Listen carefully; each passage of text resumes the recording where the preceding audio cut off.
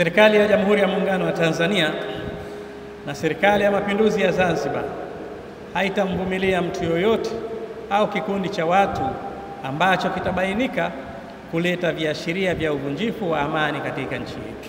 Sote tunashuhudia kupitia vyombo vya habari katika nchi mbalimbali duniani ambazo zimepatwa na machafuko na kupoteza amani juu ya namna kina mama na watoto wanavyopata shida, sambamba na kujitokeza uharibifu wa miundombinu na idadi kubwa ya watu kupoteza makazi na maisha, na wengi wao kupoteza maisha yao.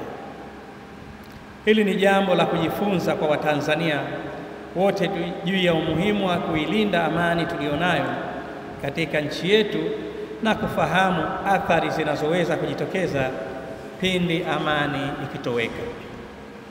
Kutoa wito kwa wananchi kuendelea kushirikiana na vyombo vyetu vya ulinzi na usalama kwa kutoa taarifa pale tu wanapobaini vitendo vya uvunjifu wa amani katika maeneo yao wanayoishi na maeneo mengine, ili hatua za haraka ziweze kuchukuliwa.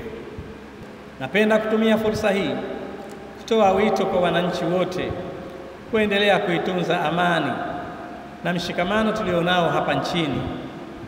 Ni vyema kila mmoja wetu akafahamu kuwa amani ndio msingi mkuu wa maendeleo, na bila ya amani hakuna maendeleo tutayoyafikia.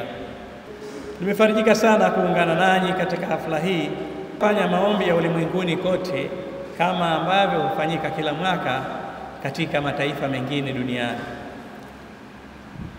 Jambo hili ni zuri, kwani kufanya maombi ni hatua muhimu ambayo inasaidia katika kutatua changamoto na kupata mafanikio kwa mtu mmoja mmoja, jamii zetu na taifa kwa ujumla.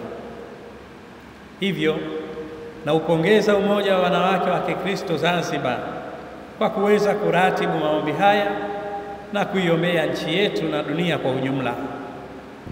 Nimefurahi sana kuona pamoja na maombi haya ambayo mnayafanya kila mwaka, lakini pia mmejiwekea utaratibu wa kila mwezi kwa kuiombea nchi yetu.